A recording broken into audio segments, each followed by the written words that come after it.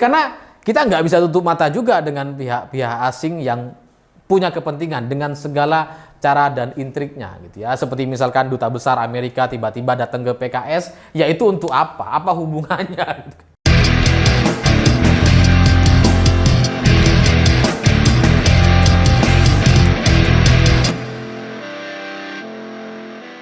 Selamat malam semuanya. Hari ini saya ingin melanjutkan bahasan terkait program atau ide dan gagasan Caimin yang katanya ingin memberikan uang sebesar 6 juta rupiah setiap bulan kepada ibu-ibu hamil. Seperti yang saya bahas di video sebelumnya yang saya tertawakan gitu ya. Tapi setelah itu saya jadi berpikir gitu ya. Ini sebenarnya tujuannya mengarah kemana? Apakah benar hanya sebatas ngibul-ngibul saja atau ada agenda atau skenario yang memang direncanakan secara serius untuk menghancurkan negara kita? Karena kalau sampai kemudian ibu-ibu hamil diberikan 6 juta setiap bulan, itu akan memicu banyak orang untuk hamil.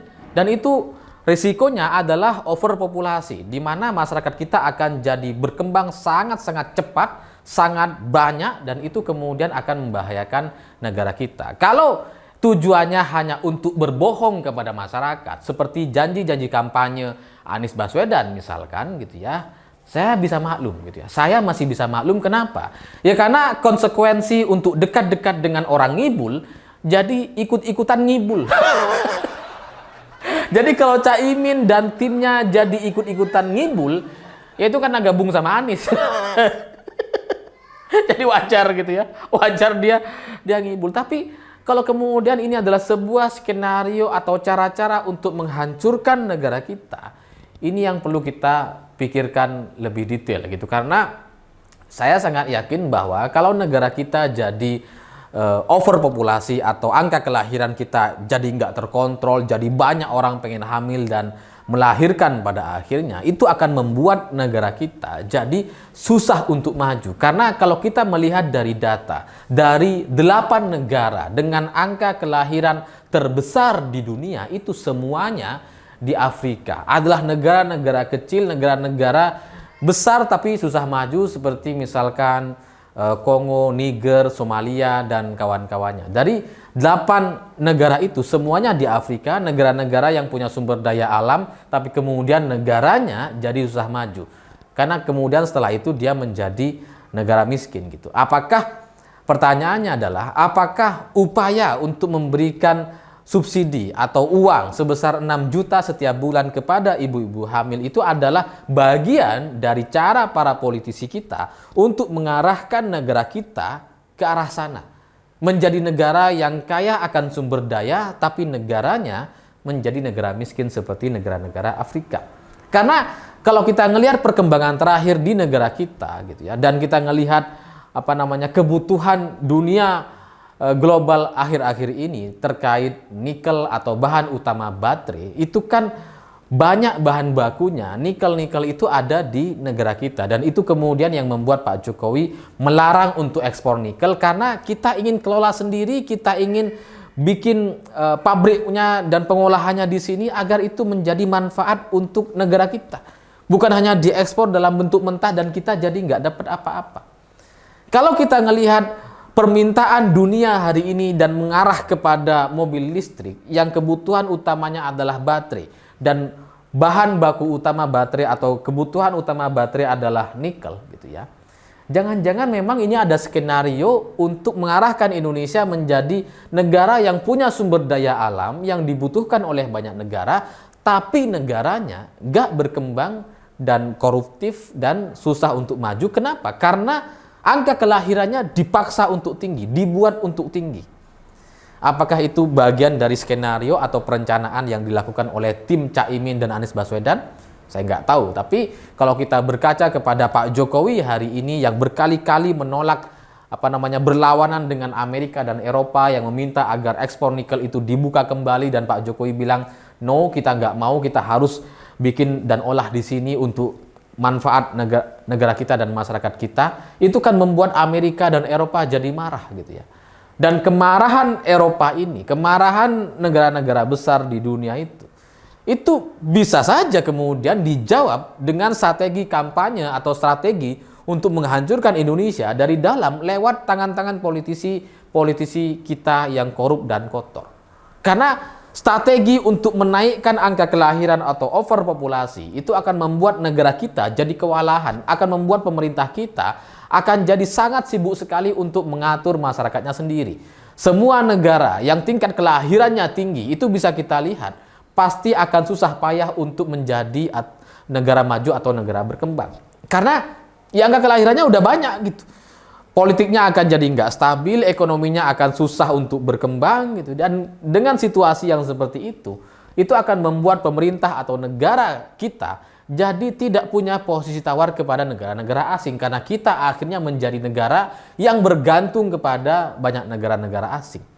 Kalau itu sampai kemudian terjadi, naudzubillahi min dzalik gitu ya.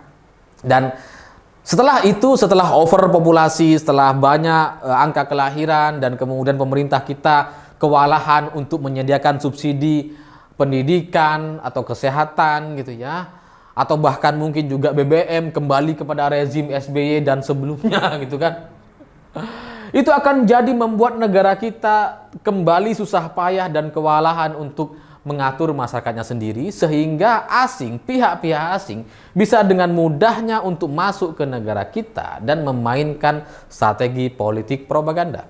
Karena kalau seperti sekarang gitu ya, itu asing tuh susah sekali untuk membuat gara-gara. Ya minimal dengan bungkamnya HTI dan FPI hari ini itu kan jadi sudah mulai berkurang angka-angka demonstrasi gitu kan.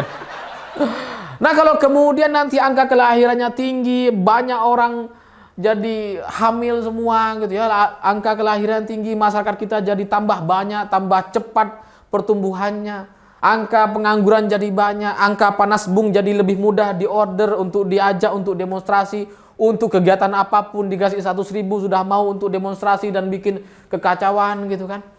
Itu akan menjadikan negara ini jadi ya susah untuk bikin kebijakan-kebijakan karena dikit-dikit ditentang, dikit-dikit didemo. Dan itu akan membuat negara kita kembali kepada era-nya Soeharto dan susah sekali bagi kita untuk menjadi negara maju di tahun 2045 mendatang. Karena pemerintahnya nggak kuat, posisi tawarannya kecil gitu ya, rendah sekali di mata asing gitu ya. Dan setiap kebijakan mudah didemo, mudah diprotes dan itu akan menggagalkan semua upaya pemerintah kita. Jadi dengan situasi yang seperti itulah nampaknya yang mungkin dikehendaki oleh pihak-pihak asing, oleh pihak orang-orang yang pengen nikel kita, yang pengen mengambil nikel kita sebanyak-banyaknya dan sumber daya alam lainnya. Dan semua cerita atau skenario ini tidak akan pernah bisa terjadi kalau Ganjar yang memimpin selanjutnya. Karena Ganjar jelas pasti akan mengikuti arahan dan aturan sebagai petugas partai, sama seperti Presiden Jokowi, akan mengarahkan semua sumber daya alam kita untuk kemaslahatan masyarakat Indonesia, seperti cita-cita Bung Karno gitu ya. Jadi kalau Ganjar yang jadi presiden ke depan gitu ya, maka perlawanan terhadap Amerika dan Eropa itu akan terus berlanjut seperti yang dilakukan oleh Pak Jokowi hari ini. Dan itu semua kita lakukan untuk mengarahkan negara ini menjadi negara maju, negara emas tahun 2045 dan menjadi negara mercusuar dunia. Sehingga kalau ada upaya-upaya untuk menggagalkan Pak Ganjar seperti yang tersebar dokumen-dokumen CIA katanya gitu ya, itu jangan-jangan masih menjadi bagian dari skenario ini, menjadi bagian dari rencana dan program-program ini gitu ya. Karena kita nggak bisa tutup mata juga dengan pihak-pihak asing yang punya kepentingan dengan segala cara dan intriknya gitu ya. Seperti misalkan duta besar Amerika tiba-tiba datang ke PKS, ya itu untuk apa? Apa hubungannya? Iya kan gitu ya. Seperti dokumen CIA yang kemudian beredar di mana-mana sekarang dan kemudian dibantah sama duta besar Amerika, siapa yang tahu apakah itu benar atau salah? Gak ada yang tahu gitu ya. Sehingga dengan cara menunjuk atau mendukung satu komposisi politisi konyol yang tidak tahu memimpin negara dan kemudian kalau dia menang, dia berkuasa, maka program-program apa yang diinginkan oleh pemerintahan Amerika, negara Amerika itu akan lebih mudah untuk dicapai. Dan itu semua membahayakan negara kita. Jadi bagi saya, ya mungkin di video sebelumnya saya menertawakan karena memang sangat lucu sekali program ini. Tapi di sisi lain kayaknya ada pesan-pesan serius yang sedang berlangsung.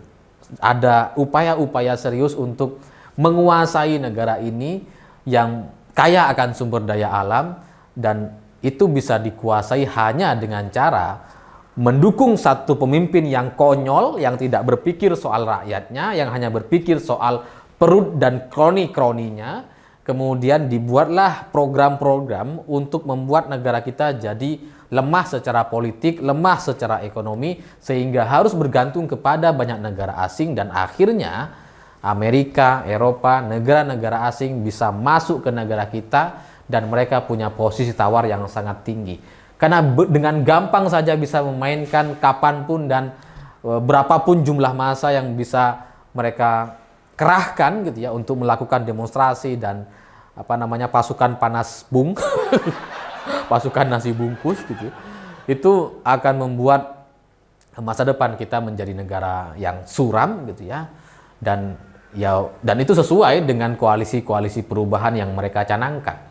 Mereka ingin berubah, ya mungkin ini salah satu sponsornya gitu. Mereka ingin perubahan, sementara kita ingin keberlanjutan. Kita ingin presiden selanjutnya adalah presiden yang tidak bisa didikte oleh Amerika dan Eropa. Adalah presiden yang berani mengambil keputusan dan kebijakan untuk melawan negara-negara asing demi kemaslahatan masyarakatnya sendiri. Dan itu saya pikir hanya ada di Pak Ganjar dan PDI Perjuangan. Karena kalau yang kelompok sebelah gitu ya, itu kita udah tahu tuh, bayang-bayangnya kita udah tahu gitu. Kalau ngelihat dari program-programnya, apa yang mereka canangkan dengan makan gratis, BBM gratis, ibu hamil dikasih 6 juta, itu adalah kelompok-kelompok yang sama. Memang beda koalisi, tapi cara-caranya sama gitu. Untuk supaya masyarakat kita jadi kurang produktif, kurang semangat gitu, karena apa-apa disubsidi, semuanya dikasih murah, APBN kita jadi bengkak, posisi negara kita jadi lemah, ekonominya jadi susah berkembang, dan masyarakatnya adalah masyarakat-masyarakat yang malas dan tidak mau berlomba-lomba untuk menjadi masyarakat-masyarakat yang produktif. Dan itu sekali lagi akan sangat-sangat membahayakan negara ini. Jadi bagi saya dari sini semakin jelas bahwa dukungan kita kepada Pak Ganjar bukan hanya soal Ganjarnya, tapi soal negara kita di masa yang akan datang akan seperti apa. Kalau kita milih lawannya, kita bisa lihat dari program-programnya adalah program-program yang kelihatannya bagus, kelihatannya menyenangkan bagi kelompok masyarakat miskin, tapi pada akhirnya program-program itu akan menghancurkan Indonesia dari dalam sendiri. Saya pikir itu. Terima kasih sudah menonton. Begitulah kura-kura.